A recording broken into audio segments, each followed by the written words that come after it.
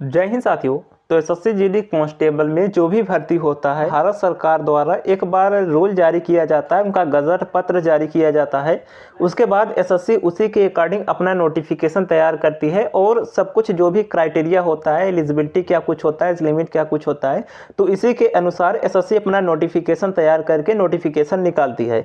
अभी यहाँ पर हम बात करेंगे इसके एज लिमिट के बारे में कि इस बार एज लिमिट कहाँ से काउंट होगा। बहुत सारे लोगों का ये डाउट था कि इस बार एज में रिलैक्सेशन मिलेगा या फिर नहीं मिलेगा, एज लिमिट कितना होगा, और आरटीआई का रिप्लाई भी हम आपको दिखाएंगे कि इस बारे में एसएससी का क्या कहना है, क्या आपको एज लिमिट दिया जाएगा या फिर नहीं दिया जाएगा। तो सारी चीजें डिस्कस करेंगे। और इसके फॉर्म कब तक आ रहे हैं, क्या इसी महीने में आने की संभावना है, तो फॉर्म डेट के बारे में भी बात कर लेंगे। तो वीडियो को लास्ट तक देखिएगा एंड चैनल पर पहली बार आए तो सब्सक्राइब करके नोटिफिकेशन बेल को ऑल पर जरूर क्लिक कर लीजिएगा। सभी इंपॉर्टेंट एंड लेटेस्ट अपडेट आपको हमारे चैनल पर मिल जाएगा। सबसे पहले देखिए, ये भारत सरकार के द्वारा जारी किया गया है। इसमें इनके सारे एलिजिबिलिटी क्राइटेरिया को दिया गया है कि इसमें आप जो है यहाँ पर देख सकते हैं, सिंपल सा अगर आप 10th पास है, मैट्रिक लेवल की ये भर्ती होती है।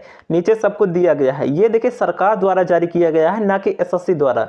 सरकार द्वारा जो भी नियम जारी किया जाता है उसी के अकॉर्डिंग एसएससी जो है अपना नोटिफिकेशन निकालता है। अब देखिए इसमें टोटल वैकेंसी 1,29,929 वैकेंसी बताई गई है। अब देखिए ये टोटल वैकेंसी एक साथ नहीं आएगी। इस गजट पद का अर्थ यह है कि इतनी भर्ती जो है इस रूल के अकॉर्डिंग होगी जो रूल इन्होंने बताया है। देखिए एज लिमिट के बारे में इन्होंने बताया है कि 18 से 23 वर्ष के बीच आपका एज लिमिट होना चाहिए जनरल कैटेगरी के लिए।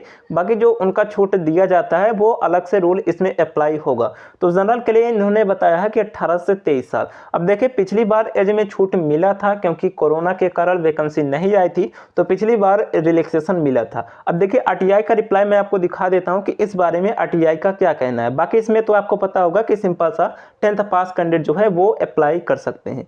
तो देखिए ये आरटीआई का रिप्लाई है। यहाँ पर आरटीआई के द्वारा क्या कुछ बताया गया है वो मैं बता देता हूँ। ये आरटीआई का रिप्लाई है, इसे आप इंग्लिश में यहाँ पर पढ़ सकते हैं। एज रिलैक्सेशन के बारे में इन्होंने क्या कुछ बताया है। बाकी इसका हिंदी में भी मैं बता देता हूँ कि इंग्लिश में हो सकता है बहुत सारे लोगों को समझ में ना आए। तो देखिए इनका यह कहने का अर्थ है कि सरकार के द्वारा विभिन्न पदों पर किसी भी भर्ती के लिए आयु छूट पर मौजूदा सरकारी नीति में संशोधन का कोई प्रस्ताव नहीं है। अर्थात जो एज का क्राइटेरिया इन्होंने 18 से 23 रखा है उसमें अभी ये जो है कोई भी बदलाव नहीं करने वाले हैं।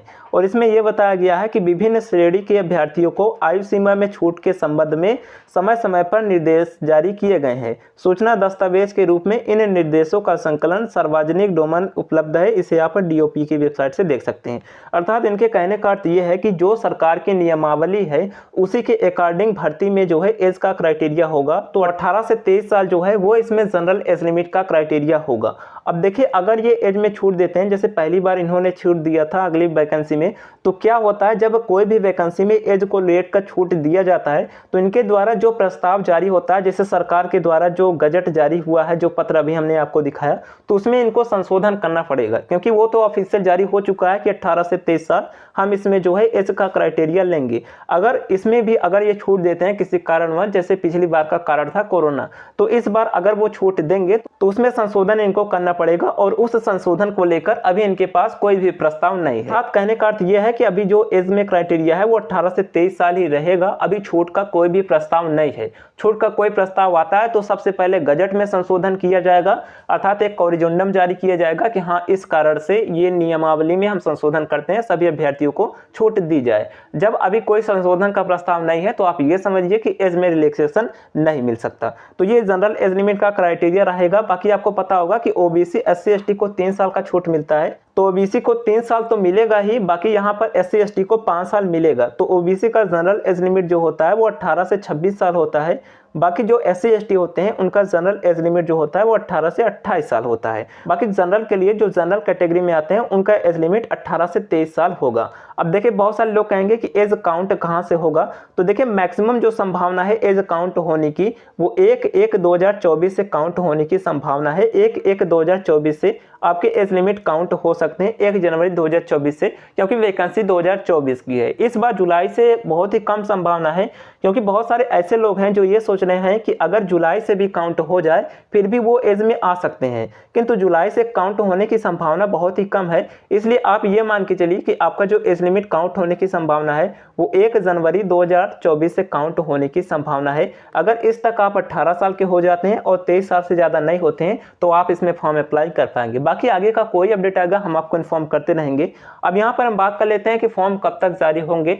उससे पहले अगर आप इस भर्ती की तैयारी कर रहे हैं तो उसके लिए बुक के बारे में बात करें तो आपको चक्षु प्रकाशन की मिल जाती है। ये बुक स्पेशल इस भर्ती के लिए फुल डेडिकेटेड है, क्योंकि जो भी आपके एग्जाम का पैटर्न है उसी के बेस पर इसे तैयार किया गया है और जो भी आपके सिलेबस का कंसेप्ट है तो सभी कंसेप्ट को इसमें कवर किया गया है। चारों सेक्शन का, रीजनिंग का, जीएस का, मैथ का, हिंदी का, देख सकते हैं एक ही बुक में आपको अलग से कोई बुक की जरूरत नहीं पड़ेगी। एक ही बुक में आपका संपूर्ण कंसेप्ट कवर किया गया है और इसमें प्रीवियस ईयर के क्वेश्चन भी डाले गए हैं। जो भी प्रीवियस ईयर में एग्जाम कंडक्ट हुए हैं तो सभी शिफ्ट का प्रीवियस ईयर का क्वेश्चन भी मिल जाएगा और फुल कंसेप्ट हर एक सेक्शन का मिल जाएगा। तो आपकी तैयारी के लिए ये बेहतर बुक होगा, इसे आप बाई कर सकते हैं। बाई करने का लिंक डिस्क्रिप्शन बॉक्स में मिल जाएगा।